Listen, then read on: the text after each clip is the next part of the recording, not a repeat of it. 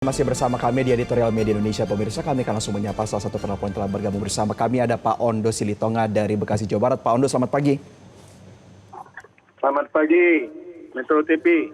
Pagi, Pak. Pagi, Pak. Pak Ondo, ini melihat situasi di mana Amerika Serikat menciduk Presiden Venezuela, bagaimana Anda melihatnya? Apakah ini dampaknya melihat di Indonesia ini masih terlalu jauh, atau bisa berdampak secara langsung, Pak Ondo? Bisa berdampak secara langsung, tapi sebelumnya saya mau bertanya nih, kok bisa ya Presiden Venezuela ditangkap Amerika? PBB itu kemana? Ini udah intervensi antar negara ini. Kita Indonesia memang berperan untuk menjaga ketertiban dunia. Kita hanya bisa melalui diplomasi, tapi kita jangan terlalu dalam ikut campur urusan itu.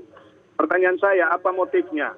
Apakah karena Venezuela itu adalah pemilik cadangan minyak terbesar dunia, meski produksinya sedikit ya, karena terbatas keahliannya?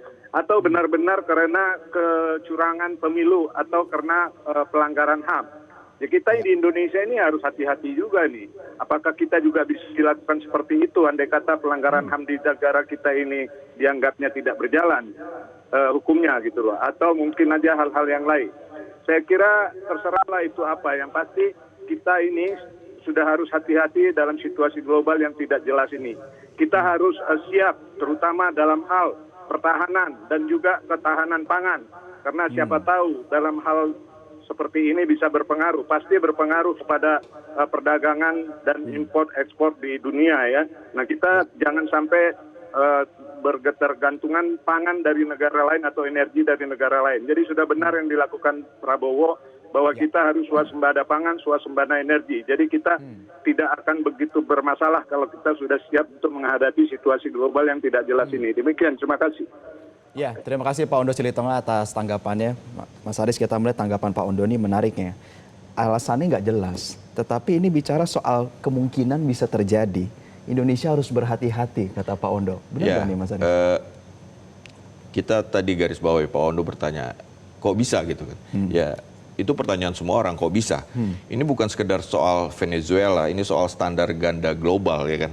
Standar ganda, jika narkoba dijadikan justifikasi serangan militer lintas negara, maka kedaulatan negara berkembang menjadi sangat rapuh gitu kan. Tadi Pak Ondo juga khawatir nih, rapuh betul. Hukum internasional berubah dari aturan hukum internasional itu kan aturan bersama. Ini berubah menjadi sebuah legitimasi kekuatan gitu kan. Dunia patut bertanya, apakah hukum internasional masih menjadi rujukan bersama atau berlaku ketika sejalan dengan kepentingan negara kuat, dalam hal ini Amerika Serikat. Itu yang menjadi pertanyaan. Kemana PBB? Kemarin PBB bersidang dan menyatakan bahwa ini melanggar hukum internasional apa yang dilakukan Amerika Serikat. Tapi langkah konkretnya seperti apa? Ya kan? Kita tahu Amerika Serikat punya hak veto di PBB. Betul. Itu juga jadi soal ya. Nah, seperti apa ini? Nah, kita oke lah, itu seperti apa. Nah, Indonesia ini seperti apa? Harus seperti apa? Nah, tadi kita ngobrol sebelum ini kan bahwa Indonesia sekarang menjadi Presiden Dewan HAM. Nah, apa yang bisa dilakukan dengan itu?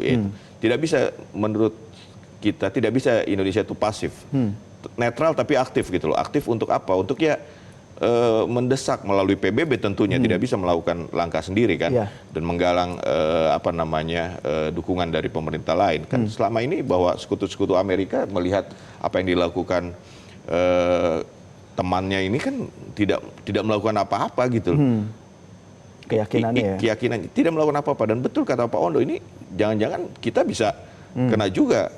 Makanya kita harus bisa berdiri di atas kaki kita sendiri secara kekuatan militer maupun kekuatan pangan.